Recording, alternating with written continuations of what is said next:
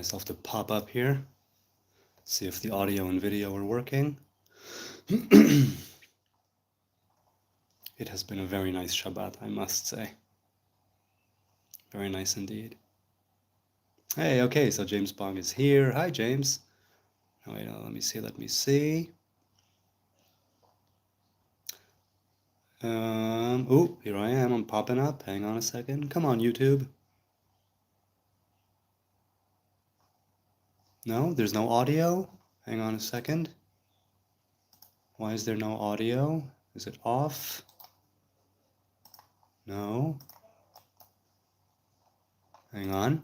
Ah, there it is. Okay, good. So it's me. Hi, I'm live. It's the Nazarite bringing you Hebrew lore from days of yore. Perfect. Thanks, James. Appreciate it. James Bong, everybody. I can see and hear you. Perfect. Great. That sounds good. Okay, so wow, I had such a wonderful time on the live stream. Well, Thursday? It was Thursday, right? Thursday night, speaking with Mashariel. It was a lot of fun, and I hope we can do it again because it was cut off. And I hope to do more dialogues in the future, more reaction videos. And I wasn't sure what to do right now, but I figured it's like 9:30 p.m. right now here in Israel. I didn't want to start. I had a long day, a long Shabbos. It was wonderful, but I didn't know if I wanted to react to something or. So I'm just going to respond to a few comments that came in the last few days and during the live stream with Mashariel. So let's see. We'll just dive right in. Waiting on a second. Okay. All right. So Ariel said, "My mom is a shamanic healer," right? Because Mashariel said that he was into shamanism and he was thinking that maybe is where the truth lies. I, for some years, was interested whether or not there is such a thing as like Hebrew kosher shamanism. And I think this is part of the thing that, let's say, prophets and priests and the high priest were in charge of, in the sense that they are medicine men, right? And we know that in the Torah portions of Tazria, Metzorah, we see that the priest had this sight. The priest was able to rule on the right tum'ah v'tahara, on whether something is holy, not holy, whether something is whether a person is defiled or not, whether a house is defiled or not, whether the beard or the hair is defiled or not. Right? There was biblical leprosy, which was not the modern day disease, but rather a skin disorder of some kind, right? And the priest, looking at the individual, could discern whether it's a skin disorder, whether it's biblical leprosy, what's going on there. He would sequester him, right? Put him under quarantine for a week, come back and see him, see the different symptoms. And so we see that there is this facet of the priesthood that it has a medicinal, well, not medicinal, they are medicine men in some ways. And there, I think, therein lies that shamanic Hebrew connection. As for Hebrew shamanism proper, I don't know if such a thing actually exists. If I'm not mistaken, it was Sarah Hayona Eisenman and her husband Hanan. One of them, or both of them, did engage in some sort of kosher shamanism, if you will. If I'm not mistaken, and I might be mistaken. I know that they had a sort of background in it, or, I don't recall right now, but I remember that there was some connection between the Eisenmans and kosher shamanism. And I remember that I was interested in that. I had not undergone any type of treatment, but I know that such a thing exists. And so Ariel Marshall's mother is a shamanic healer. And I would love, Ariel, if you're watching now or later, tell me what is up with that, and what does it mean to be a shamanic healer as far as your mother is concerned, as far as you're concerned. Okay, let's see. James Bong said, "I heard microdosing is actually a thing now in Israel too, medically. So I know that there is, of course, medical marijuana very big in Israel. I don't think that psilocybin is medicinal yet. At least it's not sanctioned by the government yet, unlike cannabis. And people do it medically, yes. If you're going to microdose, obviously it's not a recreational thing. It's more of a well, a healing thing where you don't do it to get high. You do it in order to facilitate a type of openness, a type of healing. I've never microdosed myself. Whenever I did shrooms or acid, it was always a proper dose, be it for a ceremony of some kind or be it for a recreational use, and I only do it really, really, really not too much at all. But I at some point, who knows? Maybe I will try microdosing. Now, you're saying that it's a thing in Israel, James Bond. You want to elaborate? Because now you're here, so let me know. Um, Baby diddlers, said Mike Furniture Refinishing. Well, Mike, if you're still here, I have not diddled any babies, but I have tickled some babies, even my own, and I got a pretty good response out of that, so, you know. And Greeperk 9S said, ew. Yes, definitely ew. I can very much see how my appearance can be off-putting to some. It's okay. It's YouTube. You don't have to stay. It's all good. You can run along now and, swipe or up, down, left, right, whatever it is you want to do. James Bong says, yeah, I heard they were trying it out by giving it to IDF veterans diagnosed with depression. Seen it on a few Israeli news stations. Oh, I see. So they are experimenting with it here officially. I'm very happy to hear that.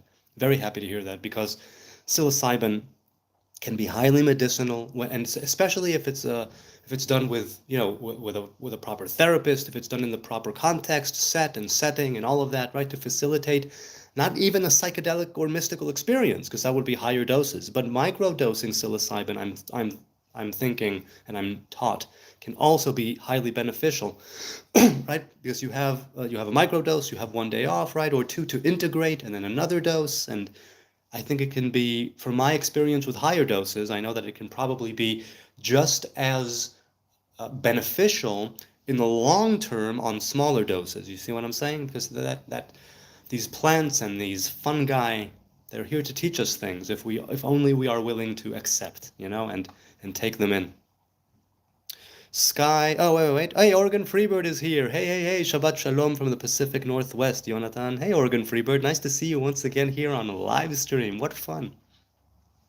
Sky the Ronin says, just came in, but microdosing is nice on mushrooms, keeps my migraines away and helps depression like no other. Yes, see, I can see precisely why that might be the case. And it's precisely because it's not a one-time, let's say, short-term psychedelic or mystical experience on a high dose, a hero dose, whatever it may be.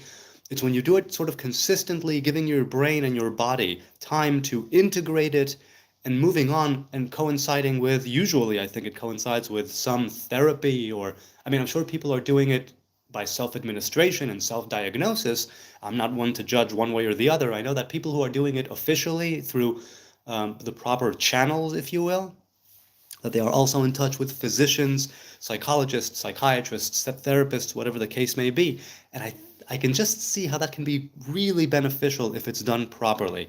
On the other hand, if it's done improperly and you don't show the mushroom respect, or you come in there thinking, you're already pre-planning, and it can go awry. It really, really can.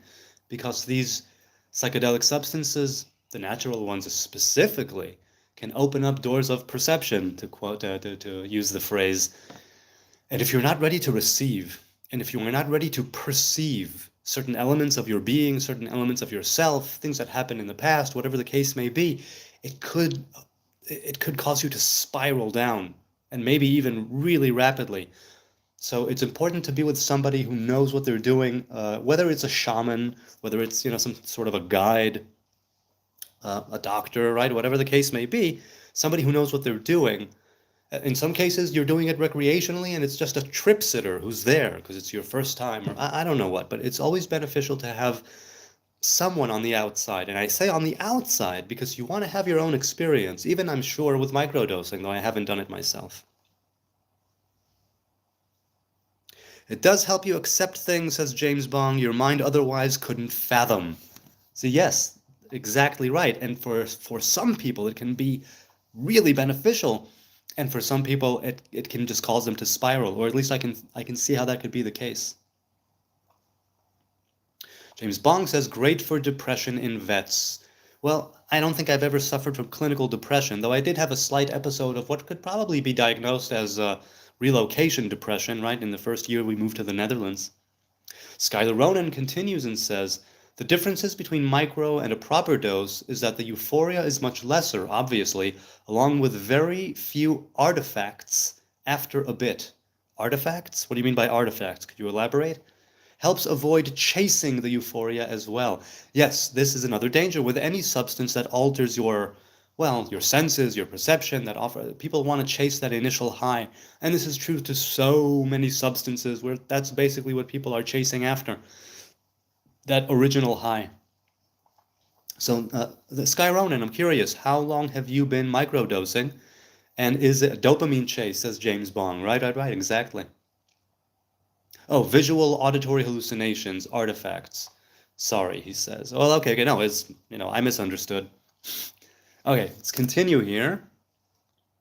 Sneezer asked, why would you hide the vow, right? So the Nazarite I spoke with on Thursday, he said that for a time he was hiding the fact that he's a Nazarite.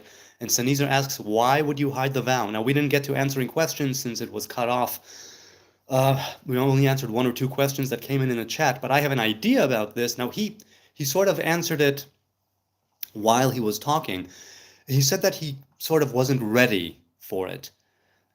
He wasn't ready to sort of publicize it, right? To make it public. He wasn't ready for it to be, because it was still something he was undergoing, if you will. But, the Samson, right?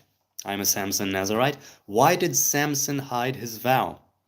Right? He hid it for a very long time. And eventually, only after his woman drove him crazy and he wanted to die from the nagging, only then did he finally bare his heart and open up to her and say, yes, I'm a Nazarite, and if you cut my hair, then I lose my strength. And we all know what happened after that.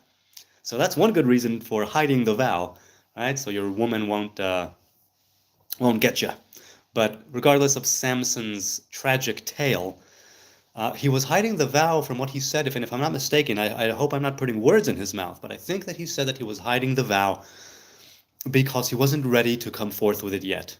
And I think he was still trying to figure some things out for himself. So Nezer continued and asked, HN, a question for you later. And would you look at that? Later is right now. Huh?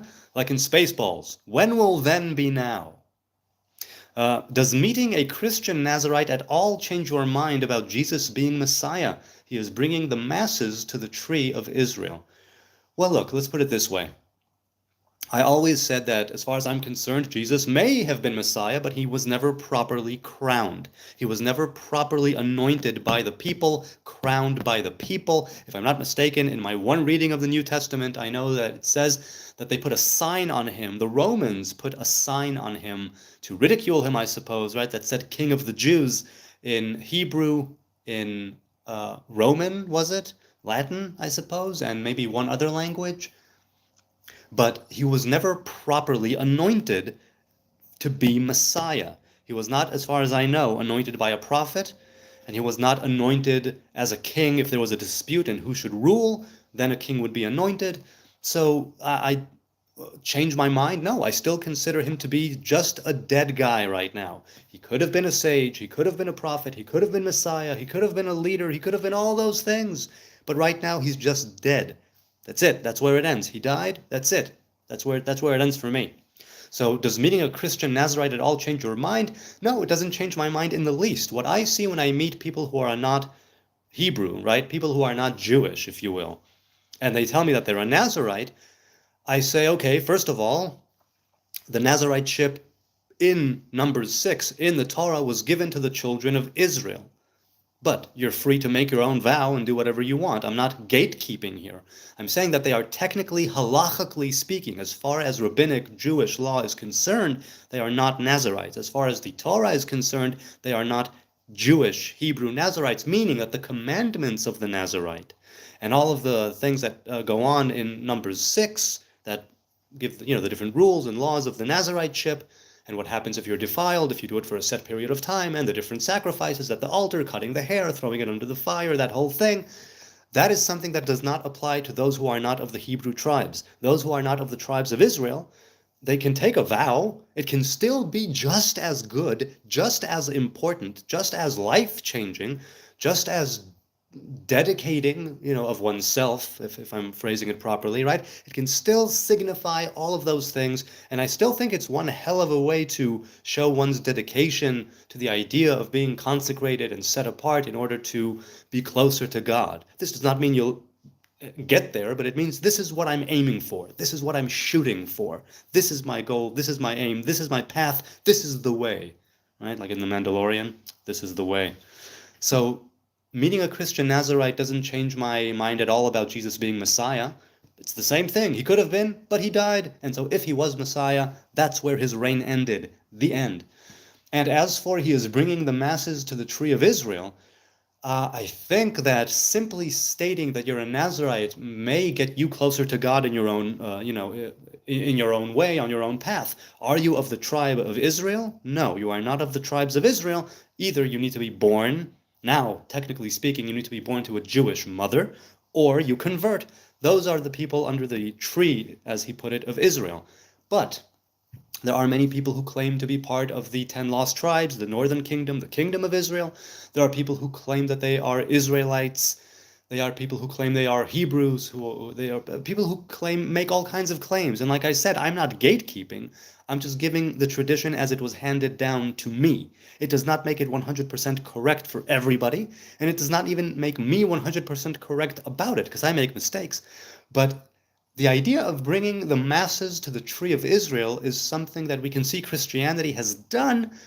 I'm not saying Jesus necessarily, I'm saying Christianity has done by bringing people into the idea of following one God, right? That monotheistic idea, one could claim, is bringing people into the Abraham Accord, right? Bringing people into the Abrahamic faith, which in its root, its fundamental ethos, is one God, right? That was his great chidush. That was the great thing that Avraham brought into the world back when he was still Avram, before he became Avraham. Now, this is not to say that he was the only one ever, to worship the Hebrew God until then, or one God until then. No, but he's the one who made it public in a huge way, in a big way. And that's why everything that happened, right, from Abraham, Isaac, Jacob, 12 tribes, and here we are. All right, let's go to the chat, see if there's anything there. Ooh, all right. So let's see. Sky the Ronin says, I've been microdosing for a little under 8 months, but had done proper doses a few times a year through college naturally.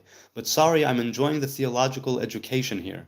What do you mean by sorry? Are you saying it in a way that I'm not getting? Because there's nothing to apologize for. Hey, the vegan Nazarite is here, and I watched parts of your Vegan Nazarite, for those who are interested, is doing a reading of all 52 portions of the Torah, and I think the corresponding haftarah in the prophets that occur every week, and he gives his thoughts and his commentary, things that pop up from the Torah portion, and he gives it. He is not Jewish, but he is, like me, vegan and under the Nazarite vow, and I'm pretty sure that he is a follower of Jesus, but once again, this is a person who calls me his Jewish counterpart, or something like that. You've said something like that in the past. And so he has live streams, and he has videos, and right, I think on the Nazarite ship, on veganism, on different things to do with his path and his way. So those of you who follow Jesus, check him out. About hiding the vow, he says, I did a dry run too to the vow. I wanted to make sure I wanted to do it the right way. Yes, I did this as well. I also practiced the vow before actually taking the vow, right, and letting it escape my lips and taking the vow of a Samson Nazarite. I did the same thing. So did Mashariel, the Nazarite that I spoke with. When will then be now, says Oregon Freebird. Well, it is from Spaceballs. Sounds like something you would put on a t-shirt. LOL. I guess I should watch Spaceballs again, but I probably won't. No, you must watch Spaceballs again. There's no two ways about that. But now I know that they're filming, they're in production, pre-production, I think, of Spaceballs 2. And I know Mel Brooks is only the producer of this one. He's not writing or directing, as far as I know, which means that I really, really hope it'll be okay. But who's to say? Who's to say? HD Easy Art School says, I love, and a bunch of Israeli flags. Hey, nice to see you, HD Easy Art School. Are you indeed a school of art? Share some art with us. God bless Israel richly, says James Bong. That guy. Are you saying there are more than one God? Well, no. What I'm saying is that there's one God, one creator. The thing is that there are many revelations of the Most High God, and many people over the years have mistaken the revelations of Adonai, right, of the creator, to be gods themselves. Also, the Torah does not deny the fact that there are other gods for other nations. It simply says, this is the Torah of the people of Israel, the Torah of Moses. This is what you're supposed to follow. You don't follow all the other gods. You follow the God of your forefathers, right? Adonai. And so, yes, there's one creator, but there are many lesser gods. You can call them forces of nature. You can call them different apparitions. You can call it whatever you want, spiritual forces, entities, beings. There's one creator, but within that, there are many revelations, like infinite revelations, and people mistake those revelations to be the one true God sometimes, or they have a multiplicity, right? A pantheon, right? Pantheism of gods. So I'm not saying there's more than one God. I'm saying the people of Israel have one God. Other people have their gods. And this is iterated and reiterated in the Torah, in the prophets, that they have their gods, they have their ways, we have ours. That's it, to each his own. The one time where that's not the case is in the land of Israel, where there ought to be, according to Torah, people who should forsake their idolatrous ways and worship one God. They can be still foreigners, they don't have to convert, but there ought be no idol worship or false worship, foreign worship in the land of Israel. But even now, we see that it's still being done right now. I'm just giving you, what it says. But I wouldn't. Well, yeah, let's leave it at that. I just didn't want to derail topics, lol. Hey, you know what? This is a very open chat, so feel free to derail. Feel free to take it wherever and however you want, Sky the Ronin.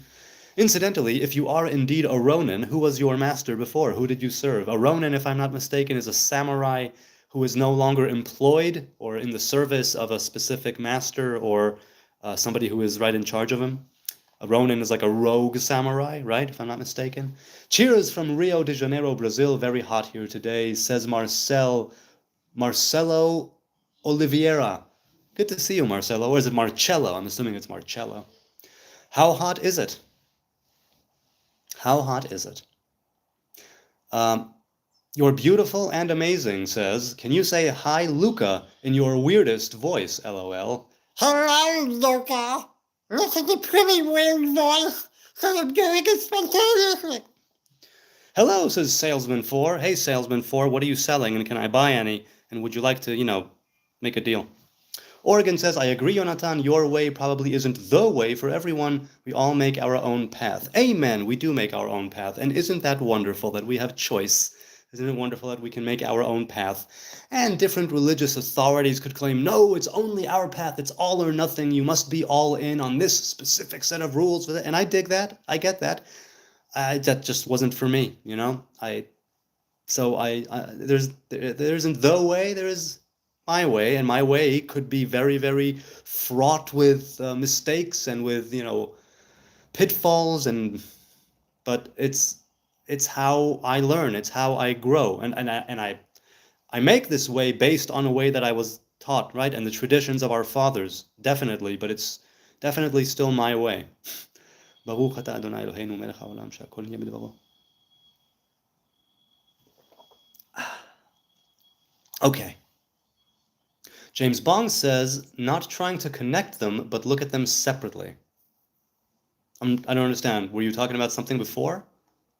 Which is fine to be a huge issue with Christians trying to understand Judaism. James Bong, I'm not exactly certain what you're saying. I'm not sure what you're saying. Did I miss something that you said before? I'm not sure. Okay. Marcello says, I like football too much. You can't no, there's no such thing. No, soccer is great. I'm assuming you're talking about football and not American football, right? You can't like it too much. It's a great sport. This year there was an Israeli football team in Champions League called Maccabi something. I'm assuming it was Maccabi Haifa. I'm assuming it was Maccabi Haifa. Hey, Craig Lease is here. Hey, Craig, how you doing? Right, so Skylar Ronan said that is correct. Yes, okay, good. So I have the... So you're going rogue, eh, Sky? Let's continue. Ariel says, I have a theory that falafels are only named this way because the first taster asked the chef what it was called while he had his mouth full. Sound like a word somebody would come up with their mouth full. Yeah, I can see that.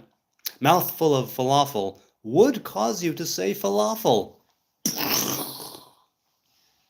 Taylor asked, would you ever read the Oaspi book? I want to know your reaction to it. So I had to Google that, and I just did that like moments before I went live, because I had no idea what it is. So Oaspi, a new Bible, book by John Newbro. It's a book written, Google says, it's a book written in 1880 by an American dentist. He claimed that it was the result of automatic writing. Now, he says that this is the word of God through angelic ambassadors, and it recalls the progression of creation for the past 24,000 years. Yeah, that's right, 24,000, man. So this book is 150 years old. I have not read it, so I can obviously not react to it. No, dude, I'm live. I'm live. Not happening. It's funny. No, not happening. Later, send it to me. Send it to me. Thanks, but another time. Hi. So people tell me things. I have 20. Hey, I'm doing something here. Come on, tell them, guys. I'm doing something here. So yeah, how you doing, good people? How is your weekend going? Where are you at? What are you doing? Where am I catching you in this world? Is it winter? Is it summer? Is it raining? Is it snowing? Is a hurricane a-blowing? That's from Willy Wonka, Charlie and the Chocolate Factory. Oh, so you didn't make it up. I did not make that up. Well, the last bit. The first bit I did. Falafel says user ZR5DC1GD6I. That's a long name.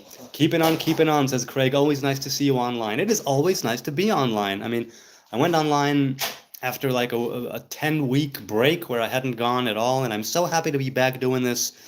In the past week and a half, I've done a few of these, which is great, and I hope to continue. I want to keep doing these. I want to keep doing dialogues. I want to keep doing reaction videos. I have a list of videos that people wanted me to react to, and I'm really, really hoping to get that done. But like I said, when I opened up this broadcast about 30 minutes ago, that it's a little late, and so I wanted to do this spontaneous live stream and not necessarily react to something. But yes, I'm very, very happy to be here. Happy to converse. Happy to share some. To answer different questions, comments, concerns, things. So Mashariel the Nazarite says, interesting that the grape is associated or connected with the left hand. I was born left-handed. My father forced me to be right-handed. My mother, he says, can write forwards, backwards, and even upside down with either hand. It's amazing. So yes, the grapes are connected with the left hand. There are many people who think that the prohibition of the Nazarite man or woman against grapes has to do with necessarily the wine, the strong drink, and the drunkenness. But that's not the case. I mean, it might have to do with it as well. But if that was the case, then it would only be wine and strong drink with grapes that would be forbidden. But it isn't, and all alcohol is not forbidden either. It's only things that have their root in grapes or that grape was added to them. Could you lower that a bit, my man? And so we see that the Nazarite, unlike the priest, the Nazarite is forbidden from even consuming the fruit of the grapevine, not just the product of the grapevine, wine, strong drink with grapes, right? But even raisins and the husk and the pit and whatever the case may be, you're not allowed to consume anything of the fruit of the vine. You are allowed to consume the leaves of the grapevine, and I've said this before, people roll rice in them. I'm not a fan, but people do it. That would be permissible to the Nazarite, but the fruit, the grape itself, in all of its different forms, is not allowed. All of its different shapes and forms, the grape itself is not allowed.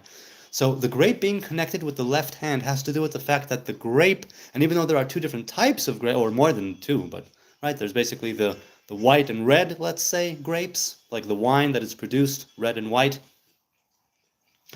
And it has to do with the fact that the left hand represents judgment and restriction, right? That idea of the other side, the evil side, the wicked side, whatever you want to call it. And this idea of the Nazarite man or woman separating themselves not simply from the drunkenness, not simply from the wine, but also from the root of the wine, which is the grape. And so it's those who are born left-handed, for instance, those who wrap phylacteries or tefillin, right?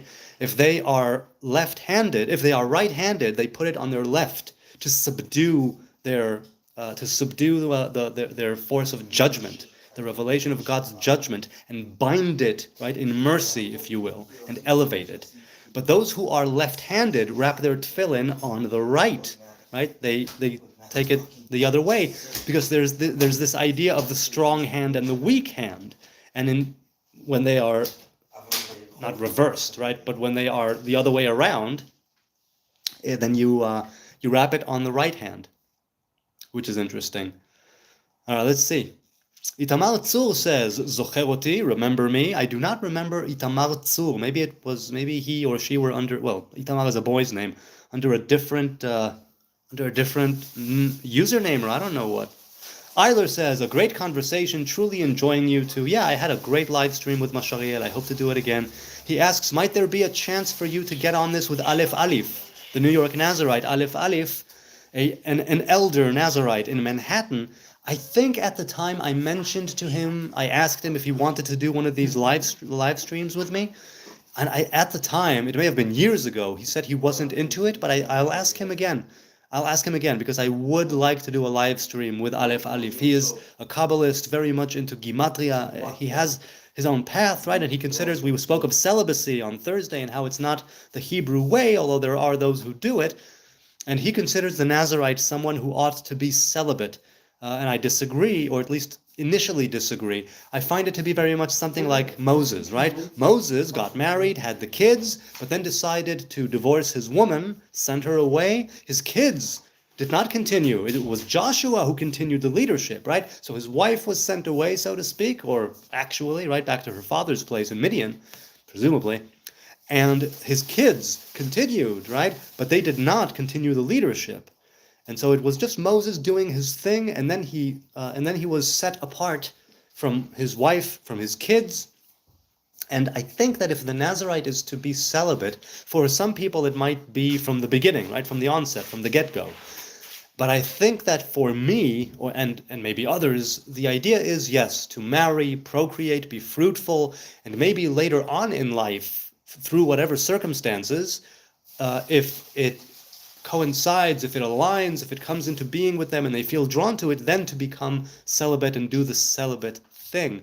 But Aleph Alif, speaking of a person having their own path, definitely has his own path. BMXers with dreadlocks said, just to clarify, he said about Mashariel, he calls himself a Nazir. He's not a Nazarite according to us. Now, I mean, they've been having a back and forth for the past few days. BMXers said that he's not a real Nazarite, and Mashariel is saying, you know, you can think whatever you want, but I definitely am on that path. So, if you want to read the back and forth, I won't go through the whole thing there, but there are some points of contention.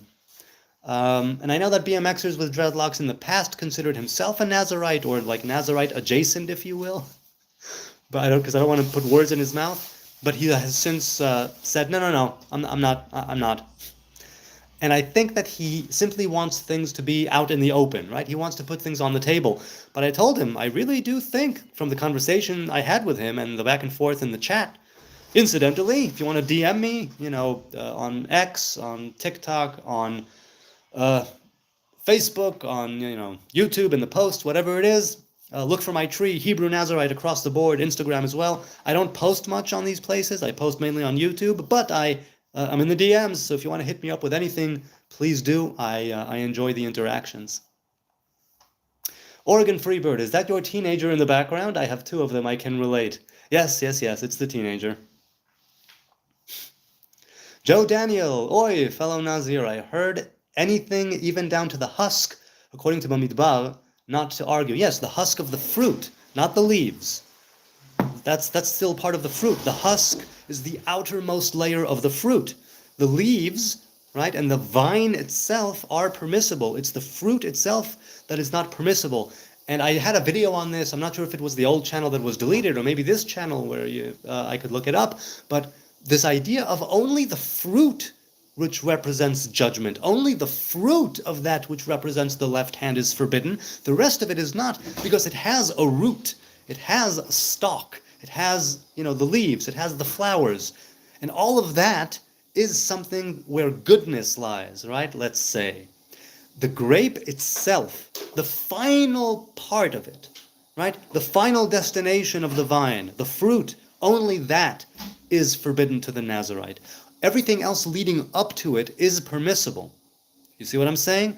The root of it still has its root in that thing that is not the right hand or the left hand, right? It's not giving and it's not restricting. It's that one path that goes all the way up to Ketel, all the way up to the root, all the way up to the place where there is no judgment, where there is no duality, right? That place where it meets, where it starts and where it ends, let's say. So down to the husk of the fruit, that much is correct. If you read Numbers 6, you can see that it can be dry, it can be fresh, it can be whatever. Hey, spider! I saw a spider that was here earlier a few hours ago, and here he is again. Hi, Spidey. Oregon Freebird says, I met a Nazarite a few years ago in Long Beach, Washington. He had taken the vow later on in life and was married with a family. Yeah, the Hebrew tradition, it's the first commandment, right? Be fruitful and multiply. Now, obviously, there are some people, and we see this also in the Talmud, who were so enamored with the Torah that they made the Torah their missus. Right? They made the Torah their woman. They made that divine revelation of the feminine their partner, and they could have no romantic partner. And there's the very famous story, I think it was Rabbi Mattia ben Charash, who on his wedding night, his wife is waiting for him, like, come on, not to be too crude, but, hey, come get some. And he couldn't. He could not leave the Torah. He was like, I can't, I'm in the middle of something right here. I'm paraphrasing. But he then, and I think they divorced or got it annulled because they could not consummate the marriage. I'm not precisely sure that is the rabbi, right, in the time of the Second Temple. I think it was Rabbi Mattia ben Charash. I might be mistaken. And there are other cases where the person was so into God that there was no place for a partner, a romantic, an intimate partner. There was no place for that in his life for that person. And it's the Torah.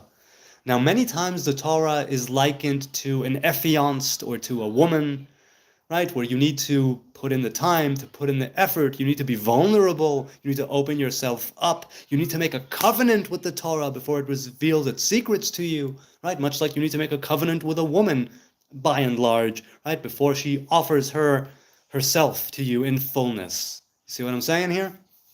Hey, Fatih Aksu says hi. Hello. Hi, Fatih Aksu. Where are you from? What are you doing? How's your weekend? Say something. Let's continue with the comments.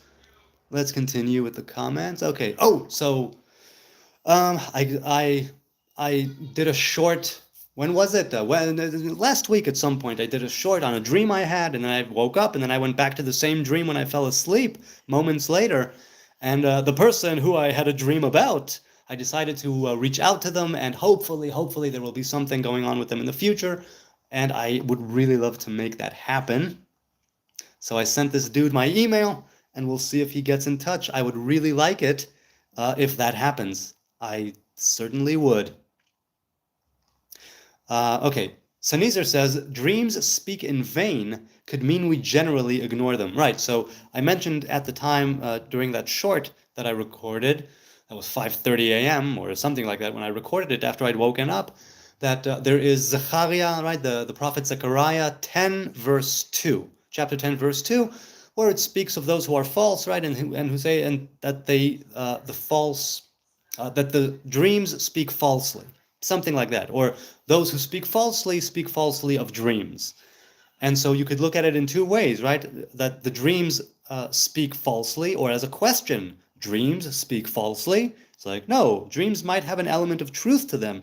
Dreams, in that context, it is speaking of the falsehood of it, but there are dreams that are of a higher sort. There are dreams that are of a higher nature, And in that short, I said that I don't know if those dreams were, but I decided to act on them, and hopefully some good will come of them. I really hope. Sneezer continued and said, personally, I've never been able to return to a dream. Probably a good thing, since I wouldn't want to leave those I wish to return to, contrary to the recurring nightmares of my youth. So yeah, he shared that he had night terrors for like almost a decade, like 8 years, where he would have nightmares and night terrors, and that just sounds awful. I mean, we all have nightmares every now and then. That's a regular thing. I know that in the past, when there are times when I used to take a tolerance break from smoke and herb, the dreams that I would have in the first days were unbelievably vivid, some of them pretty morbid, and then it would ebb very, very quickly. And those technically are not considered nightmares, I suppose. They're just really weird. And yes, I obviously have had nightmares in my life, not for a very long time, but, bli ayn ra'a. But, yes. So he continues and says, right, he gave the New International Version of the translation of Zechariah 10b. He asks me if the translation is fitting, and in that translation it says they tell dreams that are false. So yes, that would be a proper translation. That would be a proper translation, although, there are others, of course. Okay, let's go back to the chat. Is there anything here? Nice, bro. How about you? Well, I'm doing very well, Fatih. You know what? If I can be here, it's 10:11 p.m.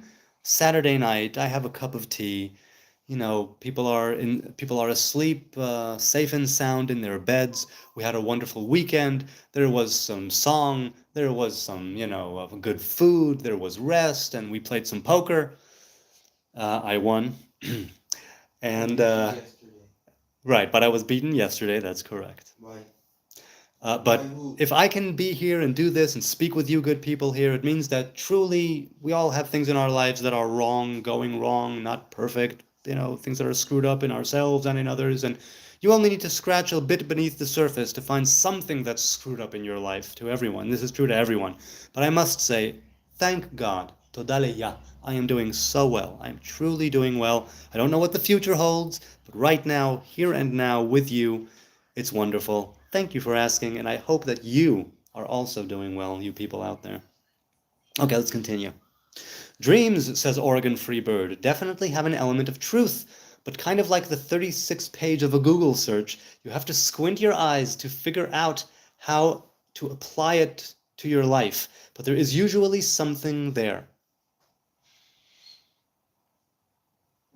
You're saying that there's usually something there? It's been my experience that the usually is that it's not there, and only every now and then do I wake from a dream, or it's a lucid dream, and I say, oh wow, there's totally something here, definitely something here of a higher sort. But you're saying that it's usually, look, I'm talking about dreams of a higher sort, right? Dreams of a higher root. Dreams that have more to do with the divine revelation coming through your psyche and through your subconscious or unconscious.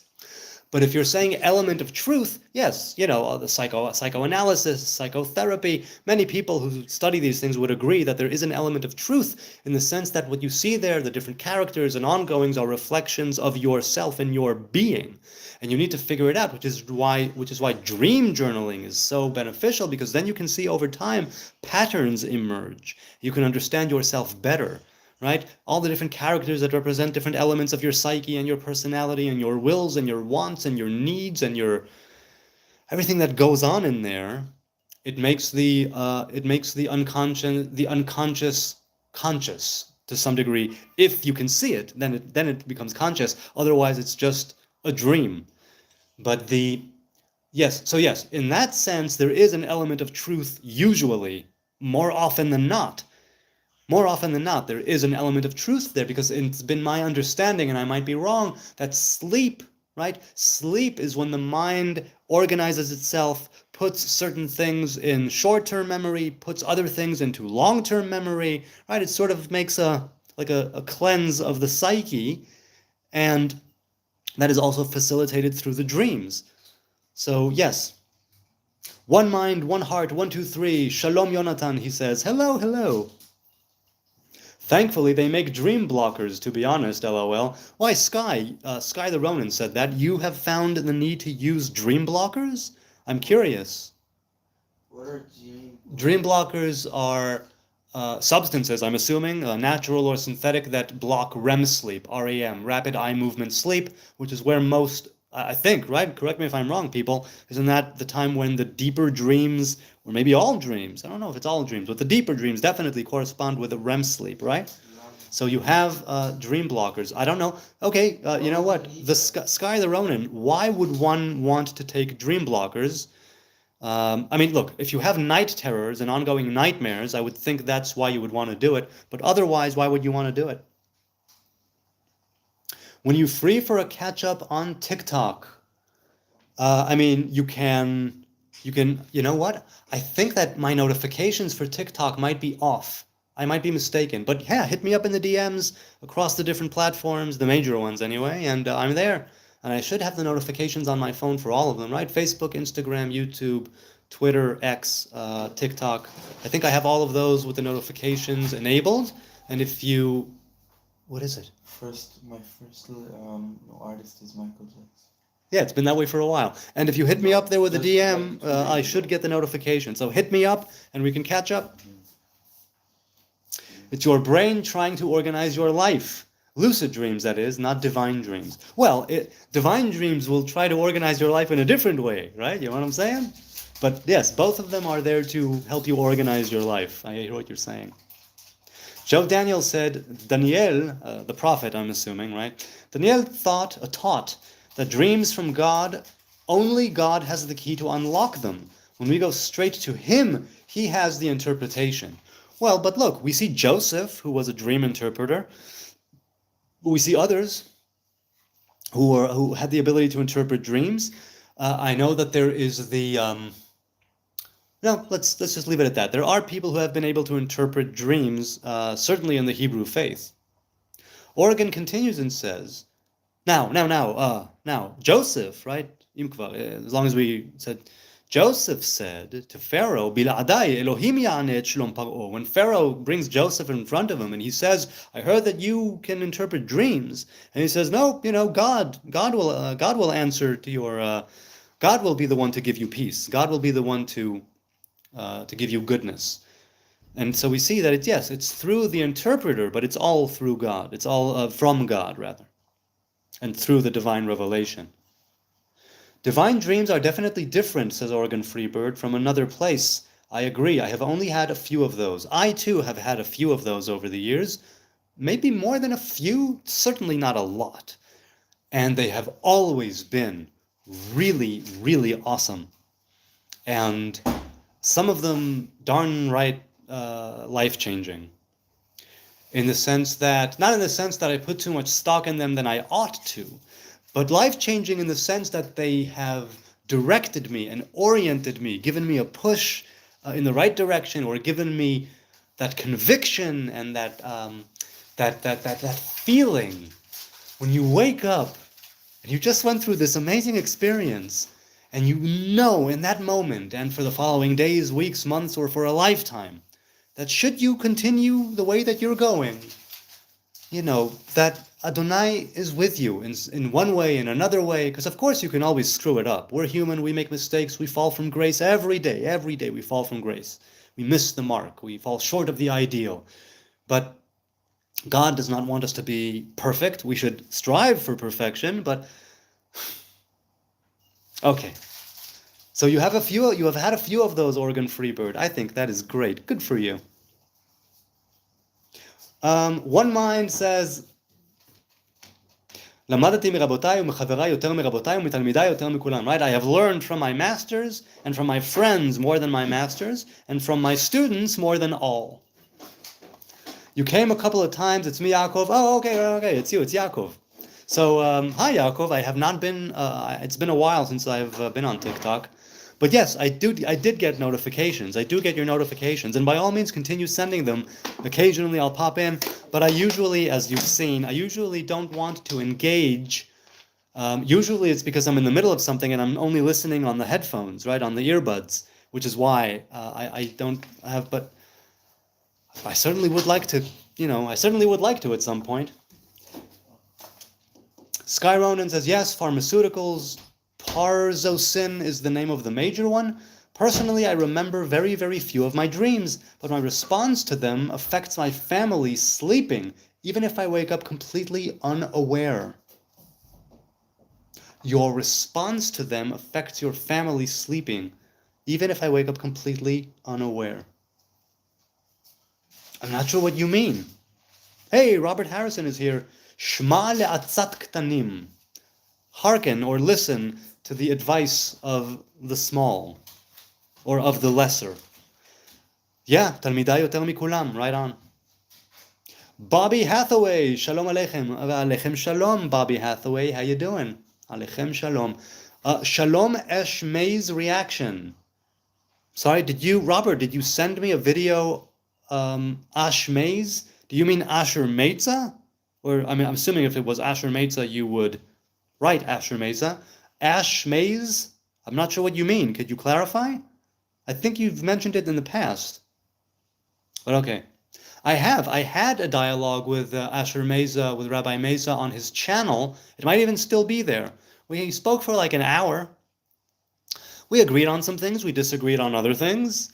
I enjoy his, or have enjoyed, I haven't checked him out in a long time, but in the past I have enjoyed his take on halacha, specifically his take on halacha, which I think has balls. It's courageous. At least for a layman like myself, it seems very courageous. He's wild. Okay, so Yaakov, why do you say that he's wild? What about Asher Meiza, Rabbi Meiza, as far as you're concerned, is wild? I'd love to hear. And do you mean that in the good or in the bad? Sky the Ronin said, sorry, clarification. My dreams must be bad because my wife and even daughter have woken me up because I'm crying or something like that in my sleep. Oy, oy, oy, oy, oy. I'm sorry to hear that, man. So I guess it's good that you don't remember them, right? But it's that must be rough. That must be really rough. Sometimes downright awful, I would think. I hope that you're doing better. Oregon Freebird says, Shabbat Shalom, Robert and Paula. Good to see you here. The dialogue with Asher Meiza is what brought me to your channel. Ah, look at that. So yeah, that was years ago. I think back when I was in the Netherlands. I know him very well. I can't say it's Lashon Hara, LOL. Okay, hey, fair enough. If you don't want to speak, in an evil way or with an evil tongue about someone else, obviously I respect that. Good for you. Go in the ways of God. Speak no evil. Yeah, okay.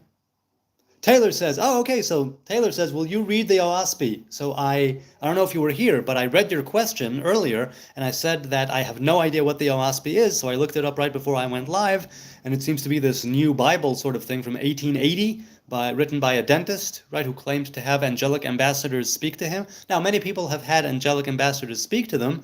I'm assuming some of them were made up and some were actually real. Some were of the good variety and some of them were of the wicked variety, pretending to be good or being downright wicked, like plainly wicked. But can we talk Zohar?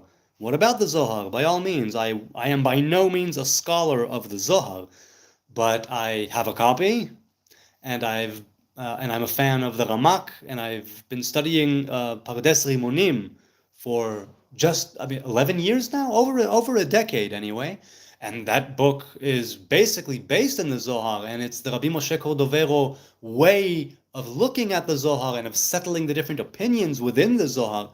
So if you want to talk Zohar, by all means, let's do it. What a better time than on Shabbos, on Motzei Shabbat, when the Shabbat exits, the Queen leaves us, and there is a revelation of Eliyahu and of redemption and of life and of awakening that comes into creation before we begin that new week.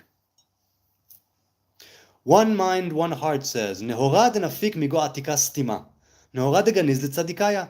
Vehahu nehora menahir lechol almin veyu tamir veganiz. Which means, in Hebrew, that's Aramaic, and it says, the light that comes out from inside of the ancient and sealed, the light that has been put away for the righteous, and that light lights all of the worlds and is high and hidden. Now, it depends on the context, but basically, what the Zohar is talking about here is a light that was the first light of creation, in the sense of that it says, many translations say that God said, "Let there be light," and there was light, but that's not what it says. It doesn't say Yehi or v'haya or. It says Yehi or vayehi or, and we are taught that there are two separate lights. One of them that was the initial light, that was then hidden away, and then in its stead, so to speak, came another light, and within that light, creation was brought into existence. Right? That light that God saw that was good, that light was hidden away. However, a light that comes into creation, or into that proto-creation, even when it was hidden away, there was a kind of impression of it left. Like when you put a seal on something, even after you take it away, what you did made a seal, right? Made the appearance of a seal inside of whatever it is that you were doing, right? If you have a stamp, even if you take away the actual stamp, what you stamped is still there. You see what I'm saying? So something which acts leaves an impression, what's called a reshimu. Now, it says here atikastima, this idea of atikastima, the ancient and sealed. Well, it's not sealed. Let's call it sealed.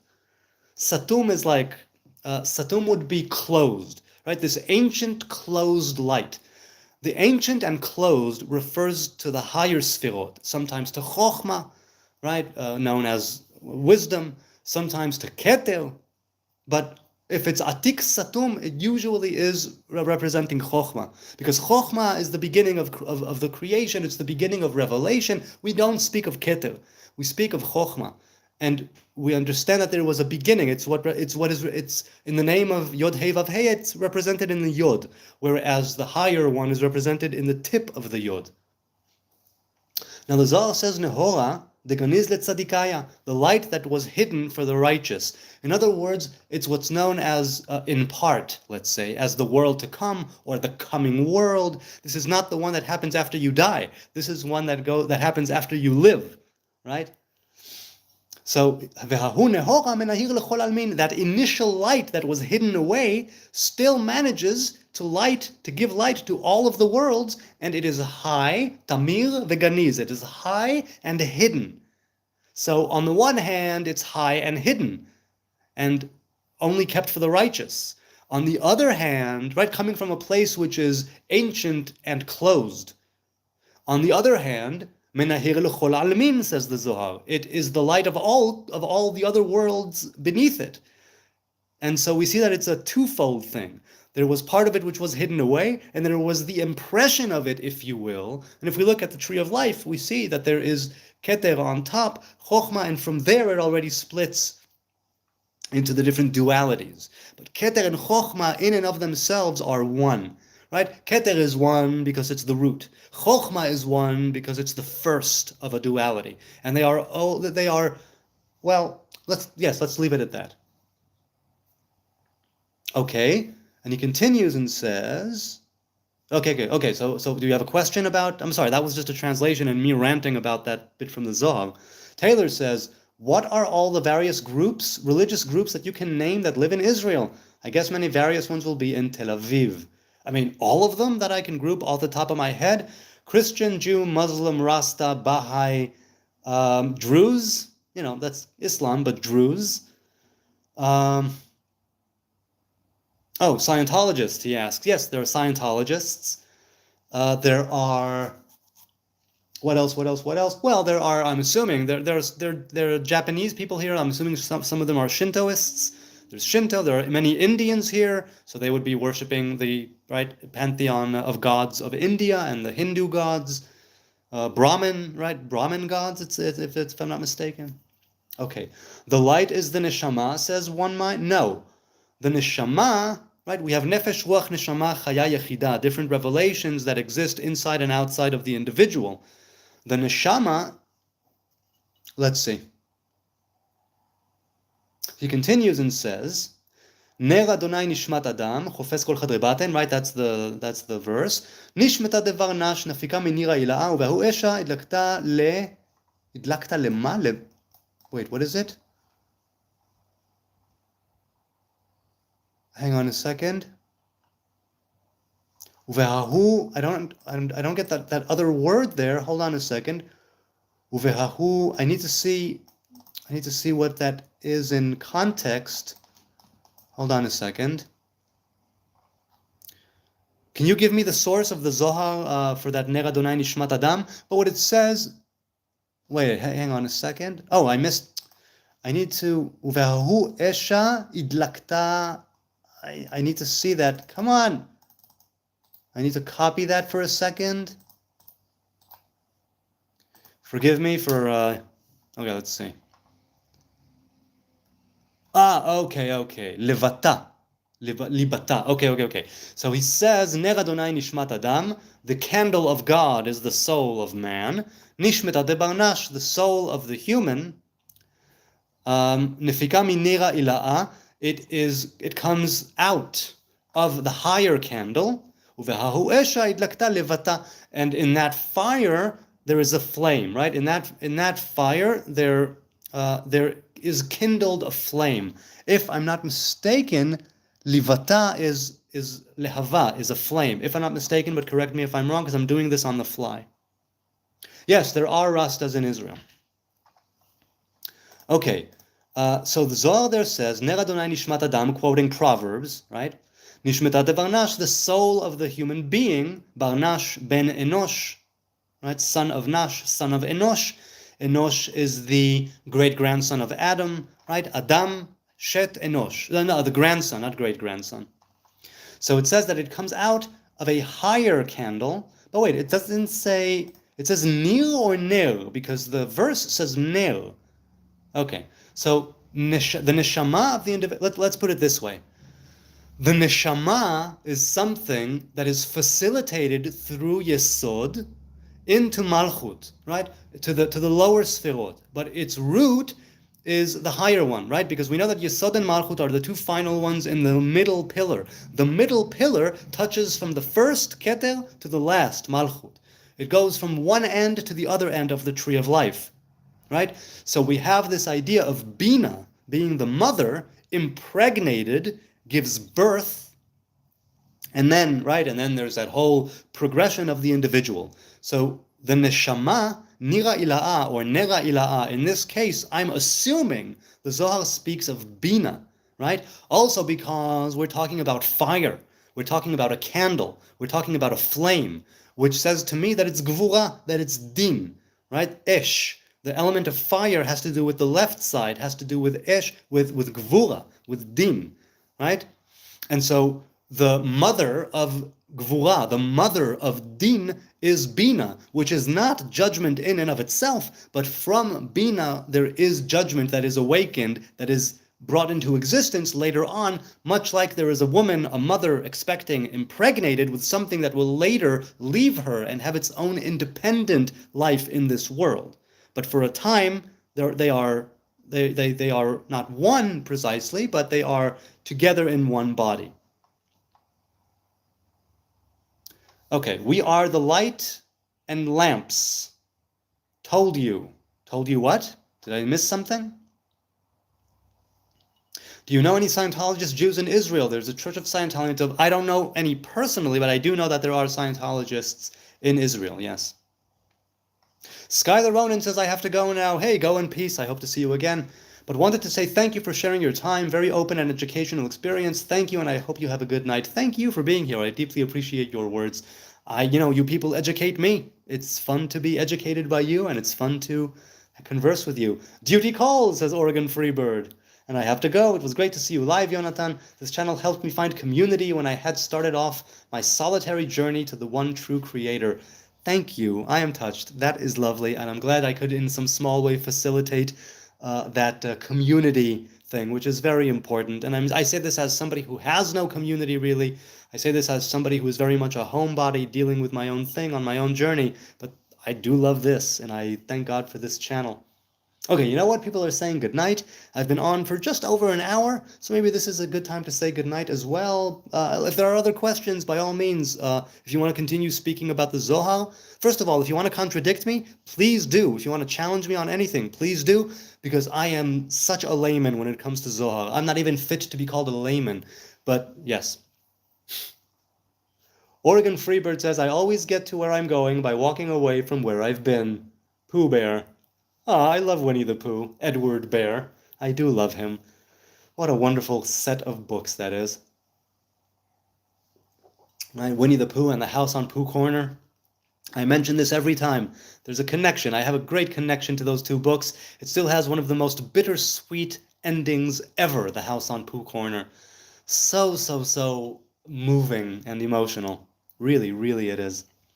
So, one mind, one heart, 1, 2, 3. Yaakov, what do you say about the verses and the bits from the Zohar? Do you have anything to add? Do you think that I am in the right? Because I was translating it on the fly, and I was commenting on it on the fly.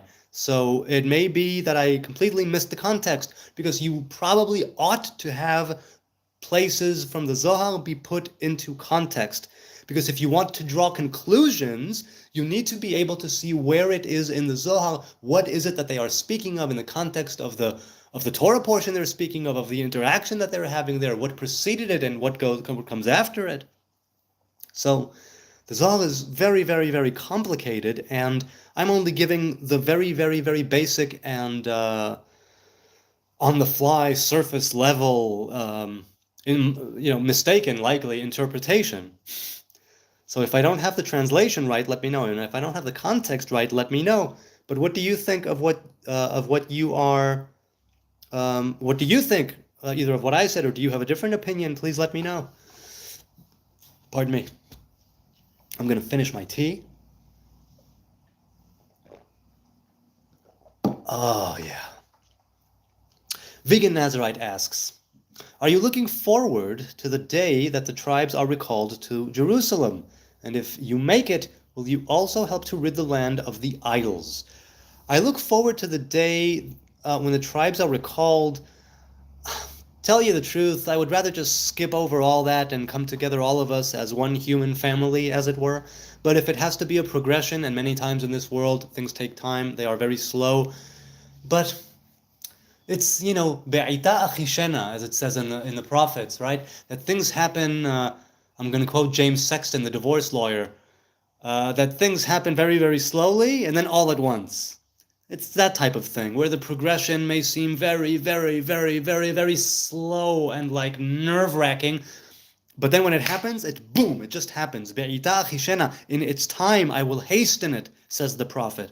I would want it to be that kind of thing. But am I looking forward to the day that the tribes return? Yes, I would love it if both kingdoms will once again become one, as is prophesied in Ezekiel, right? When the two pieces of wood become one, where it will be one king, a unified kingdom, and I really look forward to that. However, like I say, I would rather just skip over all of that and the prophesied wars and bloodshed and people are lost and territory burned and Gog and Magog, Armageddon, and so much death and destruction. I'd rather skip over all that and just.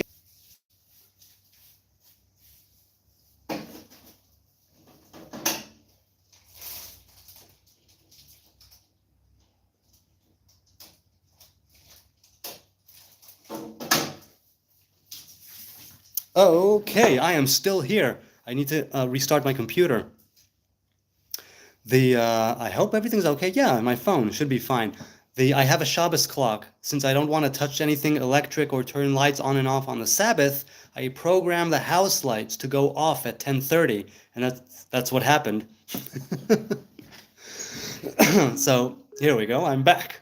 I just need to get back into YouTube. I mean, I don't have to, I suppose, because I'm doing this through the phone. It's a good thing too. If I was doing it on the computer, it would be gone. The live stream would be over. But I'm doing it on the phone, so that's a good thing. Okay, let's see. If you make it, says Vegan Nazarite, will you also help to rid the land of the idols? Well, once again, I'm in that hippy-dippy way of looking at things. I hope that it would happen that those who worship false gods and idols and so on will see the revelation of God so plainly, right, with their eyes of flesh and with their spiritual eyes, that they will of their own accord rid the land of idols. Hang on a sec. Of their own accord. It will happen as a natural result of God's revelation coming down, and the Spirit, like it says in the book of Yoel, to be poured upon all flesh. It would be like a natural result of that happening. So there would be no need to rid it, because it would be already rid by itself, sort of automatically. You know what I mean? Now hold on a second. Here I am. Okay. So, right, that's the way I see that. So, yeah, I would love the kingdom to be reunited, and I would love the tribes to be, I would love the tribes to come back, the kingdom of Israel to be restored in unity, a temple perhaps, a vegan temple, if one is necessary. May it be a vegan one. That's what I'm thinking. Thanks for the answer, he says. Okay, so should I say goodbye? Should I say goodbye? I think I will. I think now is a good time to say goodbye. I will see you another time. Thank you all, each and every one of you. I deeply appreciate your time, your kind attention, the questions, the answers. You make me wiser. You make me better. I love doing this. It's so much fun. I don't take it for granted that you take time out of your busy day, night, evening, afternoon, wherever you are, whoever you are. I appreciate you coming here and helping to educate me and open up my mind. And I love it that we have this little corner on the internet where we can come together and discuss matters of such, well, as such. It's been so much fun. Until next time, God willing, good night from Jerusalem. Let's have a wonderful new week.